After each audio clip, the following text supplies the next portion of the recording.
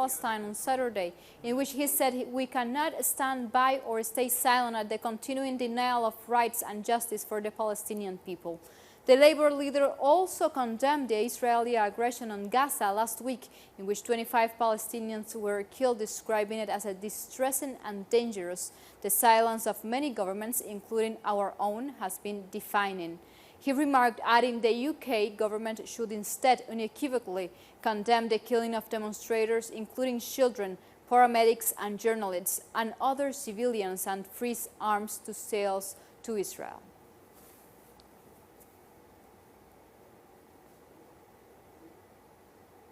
South African President and African National Congress leader Cyril Ramaphosa has thanked supporters for the voting for the party.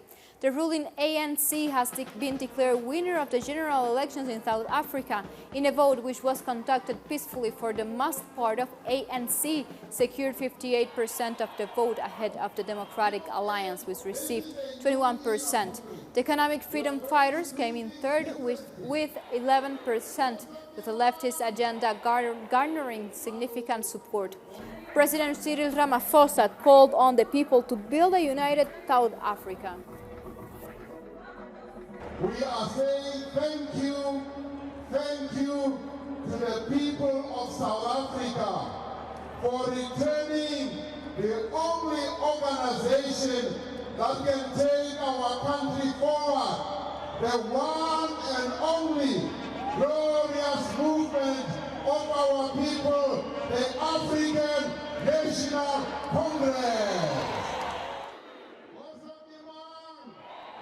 This is a new era, Congress.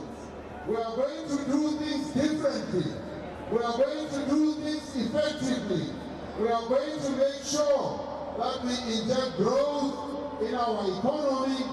We are going to make sure that we invite investors to come and invest. We are going to make sure that we give the young people of our country great opportunities so that young people can get ahead in life. And now we change topic. The Attorney General of Ecuador has agreed to deliver all of Julian Assange's personal materials to the United States, according to a report by the Spanish newspaper El País, which said it had given the official document detailing the agreement. The documents, mobile phones, computer files, memory units, and other devices of the WikiLeaks co-founder are in the Ecuadorian embassy in London, where Assange has been residing for the past 7 years, before being arrested on April 11 by United Kingdom police with the blessing of the Ecuadorian government. According to El País, on May 20th at 9 a.m. local time, Assange's sealed room will be open for police to seize all materials. Baltasar Garzón, one of Assange's lawyers, said that delivering the documents to the U.S. is an absolute violation of Ecuador's asylum institution.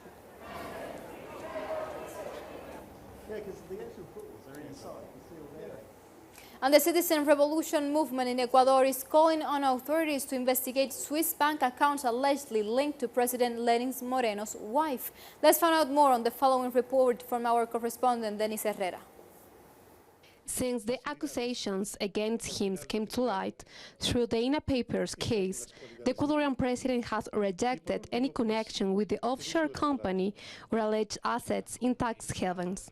Opposition and government lawmakers are waiting on the unfolding matter. We believe that he has made a good decision.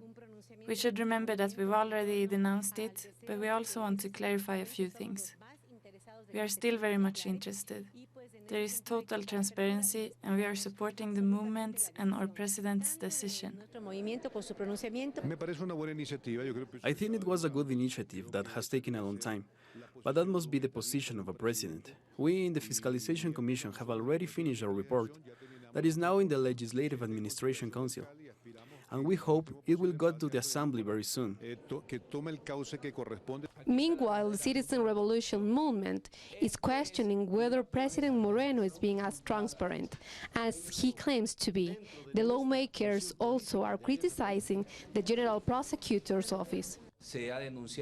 We strongly condemn any use of tax havens by public officials. It's prohibited by law. And this matter allegedly involving the head of the state is now in the hands of the Attorney General. It's clear this was a strategic move on the part of Moreno, because the evidence was presented many weeks ago, and what Moreno is doing right now is trying to appear transparent. But he has taken this stance only because the country is watching. Ecuadorians are outrightly rejecting corruption. The people are outraged that a president may be involved in illegal, corrupt activities. During his tenure, President Moreno has been very emphatic in his disagreement with companies linked to tax havens. Now, the Citizen Revolution movement has requested that the authorities investigate bank accounts held by the president's wife in Switzerland. Denise Herrera, Telesur, Ecuador. And Lithuanian citizens have voted in the country's presidential elections and in 2 referendums. 9 candidates are running for the country's top job, and more than 2 million eligible voters are expected to cast their ballots. In the plebiscite, citizens are voting on the number of members in the country's parliament and on the right to dual citizenship. We voted for the president and for the right to have a second citizenship because our kids are born in Ireland and we want them to be citizens of Ireland and Lithuania. Meanwhile, thousands of people have marched in Brussels calling for climate and social justice. Protesters carried signs, banners and survival blankets and rallied in Brussels' streets demanding swift actions on climate change. Several environmental and anti-poverty associations also joined the march, taking place 2 weeks prior to general elections in Belgium. We still hope to make things move with this protest. Now, will that be enough? I don't know. But what's certain is that if it's not enough, we will continue to mobilize and make sure that we are heard, that there are things being done to reduce our greenhouse gas emissions, and so on. Time for a first break here from the South. Make sure you follow us on Twitter at Telesur English and on my account at Laura P. Telesur. Stay with us.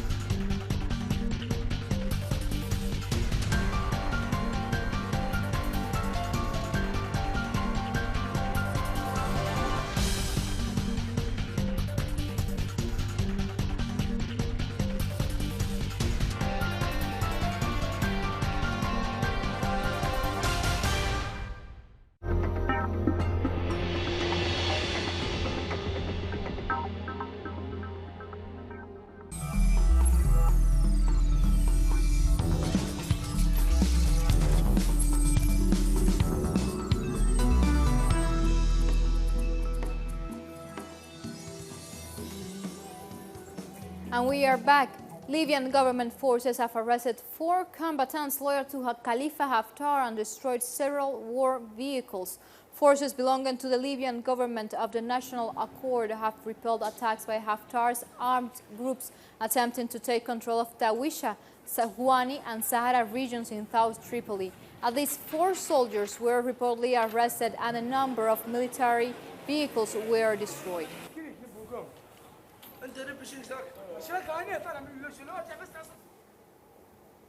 And government forces have expanded their ground offensive in northwestern Syria, pushing into the last rebel stronghold as calls for a ceasefire mount. The pro-government troops battle insurgents led by Al-Qaeda outside Mina Ghazal village in Idlib province.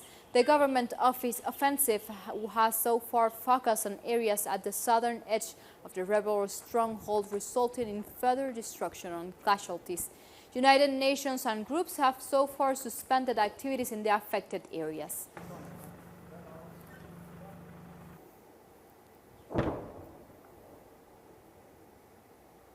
And now we go to China, that has said it will not make any concessions in its trade talks with the United States. The Chinese trade negotiator Liu He said that trade talks with the United States would continue in Beijing, but warned there will be no concessions on important principles. Although Liu deemed the 2 days of talks productive, he said differences continue to exist, vowing that China was not going to make concessions on matters of principles. A Chinese economist also ruled out any effect on the country's economy as it relies more on domestic demand than U.S. markets. China's economic development is unstoppable. It won't be disturbed too much if trade frictions continue. The impact is mainly on some of China's export industries, while our development has already gradually begun to rely on domestic demand. We continue talking about China because it's denying accusations by the West that it is pressuring Africa countries to pay their loans or seize their assets. That's according to Tian Lin, a spokesperson for the China International Development Cooperation Agency. Lin said interest-free loans has long been a part of China's policy in Africa. He said that the country will adhere to the principles of giving more and taking less. Last month, China canceled all interest-free loans it advanced to Ethiopia in 2018, as well as Cameroon's $78 million debt earlier in the year.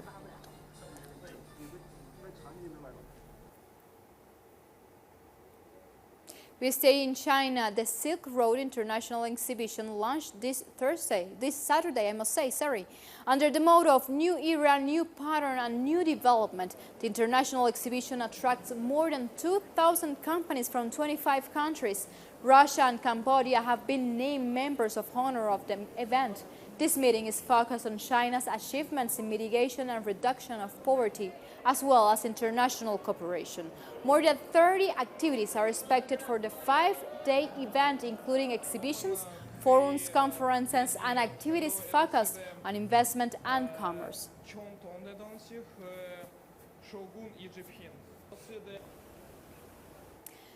And now at least 6 people have been killed in an attack on a Catholic church in Burkina Faso.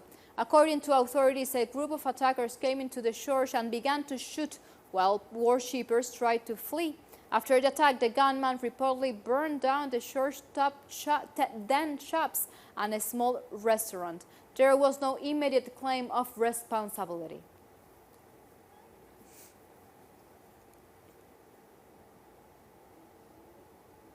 In India, their citizens have voted on the second last phase of the country's general elections. Voters in Delhi and northern India has cast their ballots in one of the last phases of the vote, in which more than 100 million people are expected to participate.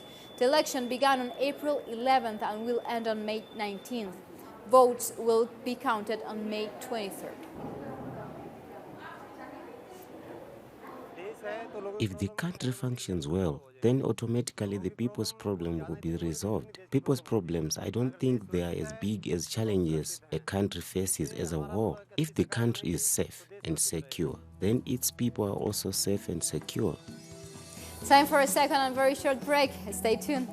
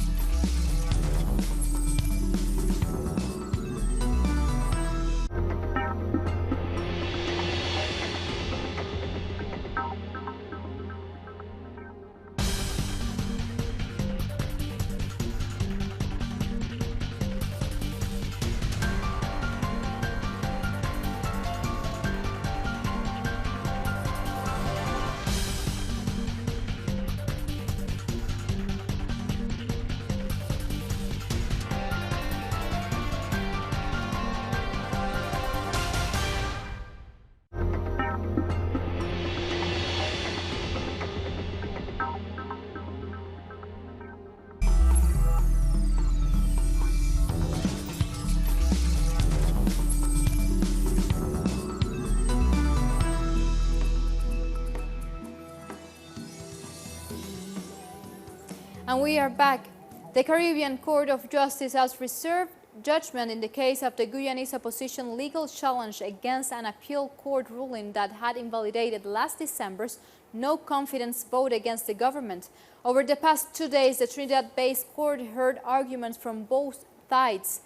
The government is claiming 34 votes were needed to pass the motion. The opposition has argued that the established figure is 33. In January, Guyana's High Court ruled in favor of the opposition, but an appeal court overturned that ruling. The CCJ, the country's highest and final appeal court, must renew submissions and hand down a decision at a later date.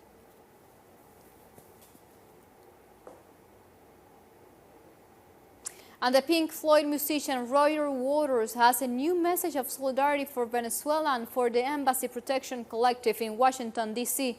The rock star said that citizens must stop the Trump administration and not allow them to get away with their actions. There are young Americans putting their lives on the line, trying to help their neighbors in Venezuela defend their sovereign property in Washington, D.C. Help them. Get down there. Light a candle for them. Write to your congressman. Make a fuss.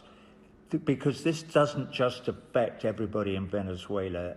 This is the lifeblood of the United States of America. Is disappearing down the drain. This is the start of the brown shirt revolution. And if you let Pompeo and Trump and the rest of them, Abrams, get away with this, they will stop nowhere. And the Embassy Protection Collective remain anchored to Venezuela's most important diplomatic office in the United States. And our correspondent, Alina Duarte, has been covering from the ground and sent us the following report. Hello, good afternoon. We are outside the Venezuelan embassy here in Washington, D.C., and I'm with Aminta. She's a member of the Embassy Protection Collective. Aminta, thank you so much for being with us. Tell us, why did you decide to be part of this collective? Well, as a U.S. citizen and also somebody who is Nicaraguan and Palestinian, I see that the struggles that are happening within Venezuela are so similar to what I'm seeing here in D.C., and not just in D.C., but also in Nicaragua and in Palestine and internationally as a whole. And I just felt that as a U.S. citizen, it was crucial for me and others to call out the U.S. government for their disgusting, violent actions that only serve the cause of imperialism. And so, you know, after learning a lot about the Bolivarian Revolution, learning about, you know, the great strides that Chavez and Maduro have done in order to help the people of Venezuela, and considering the fact that 67% of Venezuelans voted democratically for Maduro, you know, it is just crucial to show all of our international support with those in Venezuela.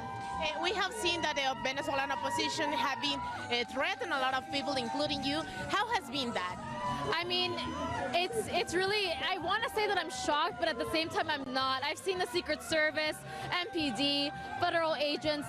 They have all worked alongside the pro-U.S. coup, pro-Guaido opposition people that are aiming to just establish and legitimize Juan Guaido, somebody that only 1 in 5 Venezuelans even knew about in their home country.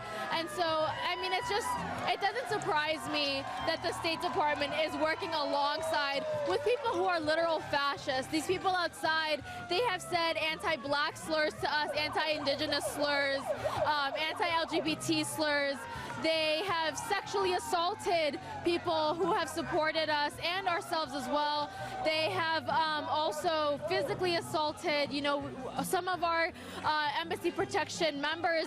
They had huge bruises on their arms, and alongside not just with, you know, directly physical forms of violence, these people have also permitted that food does not have any form of entry within the embassy within the last 2 weeks. They have cut off the water, they have cut off the electricity. Shame on PEPCO for working alongside with the U.S. State Department to engage in nefarious imperialist acts of violence. Can you explain what PEPCO is and what happened? What's the situation now inside the embassy? Definitely. So PEPCO is basically the company that just supplies water and electricity to the Venezuelan embassy, and the rightful owners of the embassy, under the legitimate government and administration of Nicolas Maduro, they paid the bill. We called, and even then they just read to us just like a scripted message, you know. And so it is shame on PEPCO for just being another puppet of the empire. And now that you are outside the embassy, what's your message to the Bolivarian people? I mean, I am in complete and total solidarity with the Bolivarian people. The revolution continues to live. It has been such a beautiful progression. At first, it was just a few of us, you know, organizing and starting at the embassy, and to see this blossom and to see so much attention being garnered to it. Although, yes, we are fighting against the U.S. empire, I really do believe that truth prevails and that we will come out stronger than ever before. This is huge. I mean, the fact that U.S. Americans are taking over a foreign embassy within the heart of the capital, that has so much potential to change the ways in which the United States engages in its foreign policy. And so the Bolivarian Revolution lives on, and I am just so honored to be alongside with the people of Venezuela. Thank you so much, Arminta. Well, we'll be reporting on this and more, and back to you to the studio. Thank you, Alina. And now in Jamaica, the reggae group, the Overground Revolution, has produced a musical piece titled Hands Off Venezuela. The band joined the international community's call for non-intervention in Venezuela's affairs. The song also denounced the illegal blockades imposed on the Bolivarian Republic by the United States. Here's a sneak peek of the track.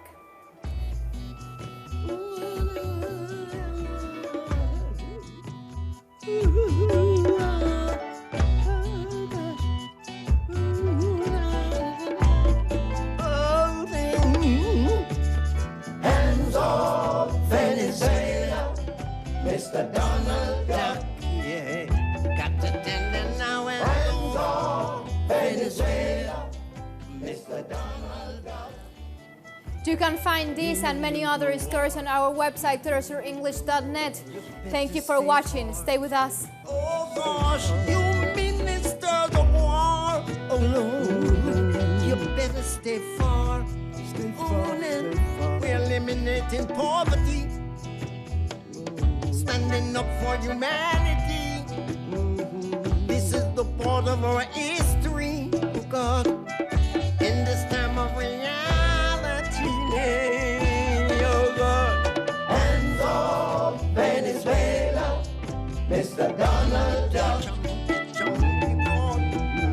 Hands off Venezuela, Mr. Donald Duck. You chump your call.